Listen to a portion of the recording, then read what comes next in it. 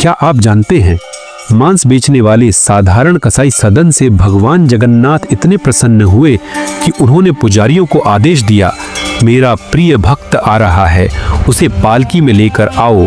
सदन कसाई की यह कथा भक्ति और भगवान की कृपा का सबसे अद्भुत उदाहरण है, जो आपको विश्वास और प्रेम का नया दृष्टिकोण सिखाएगी। जानने के लिए वीडियो को पूरा देख। सदन कसाई और श्री जगन्नाथ महाप्रभु। एक अनुपम कथा। कसाई का काम करने वाले साधारण इंसान सदन के जीवन में भक्ति का ऐसा रंग चढ़ा कि वह श्री जगन्नाथ महाप्रभु के परम प्रिय बन गए। इस कथा की शुरुआत एक छोटे से गांव से होती है, जहां सदन कसाई मांस बेचने का काम करते थे। उनका जीवन बड़ा ही साधारण था, लेकिन एक चीज उन्हें सबसे अलग बनाती थी, उनका भगवान के प्रति अनोखा प्रेम। सदन जब अपनी तराजू पर मांस तोलते तो अनजाने में शालिग्राम जी को ही आधार बना लेते। उन्हें इस बात का एहसास नहीं था कि वे पवित्र शालिग्राम जी को ऐसे उपयोग में ला रहे हैं, लेकिन सदन का हृदय कीर्तन के प्रति अद्भुत प्रेम से भरा हुआ था। जब वे मांस बेचते तो कीर्तन गाते रहते। उनके मन में कोई छल, कपट या पाप का भाव नहीं था। एक दिन एक महात्मा वहां से गुजरे।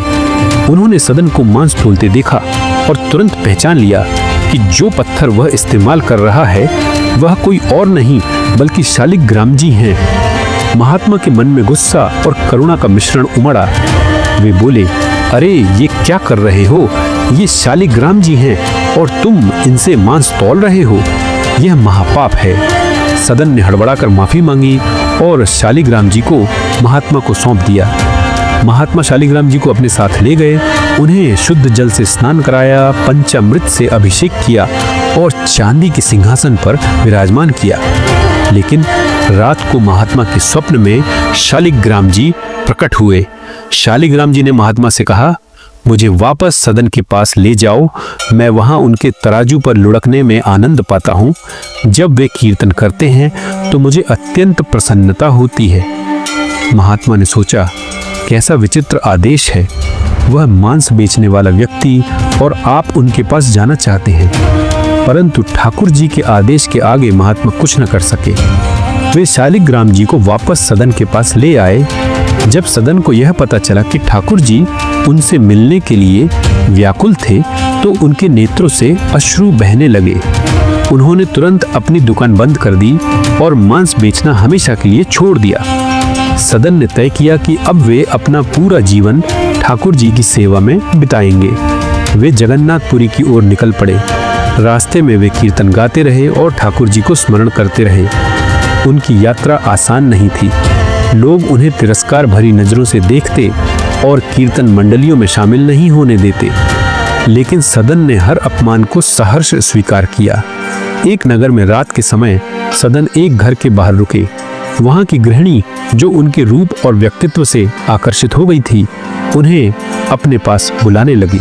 सदन ने उसे साफ मना कर दिया, परंतु उस स्त्री ने अपने पति की हत्या कर दी और सदन पर झूठा आरोप लगाकर राजा के सामने पेश कर दिया। राजा ने निर्णय सुनाया कि सदन के दोनों हाथ काट दिए जाएं। सदन ने प्रसन्नता से अपने हाथ आगे कर दिए और कहा, ठाकुर जी के भी तो हाथ नहीं है, मैं उनके जैसा बन जाऊंगा। उनके चेहरे पर पीड़ा नहीं बल्कि प्रसन्नता थी। जब सदनपुरी पहुंचे तो महाप्रभु जगन्नाथ जी की मूर्ति झूमने लगी।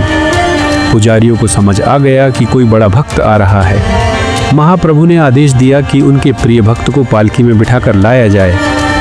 पुजारियों ने जब यह बात सदन को बताई तो सदन रोने लगे। उन्होंने सोचा, मैं तो पापी हूँ, महाप्रभु मेरे लिए क्यों इतने प्रसन्न हैं? लेकिन महाप्रभु की कृपा अनंत है। इस कथा का सार यही है कि भगवान का प्रेम किसी बाहरी आडंबर से नहीं बल्कि हृदय की सच्चाई से मिलता है। सदन कसाई ने यह साबित कर दिया कि भगवान अपने भक्त के प्रेम के वशीभूत होते हैं, चाहे वह किसी भी स्थिति में क्यों ना हो। उनकी भक्ति और समर्पण हम सभी के लिए एक प्रेरणा है। ऐसे ही आध्यात्मिक वीडियो देखने के लिए हमारे YouTube चैनल और Facebook पेज अंकुर स्पिरिचुअल ज्ञान को सब्सक्राइब करें और फॉलो करें।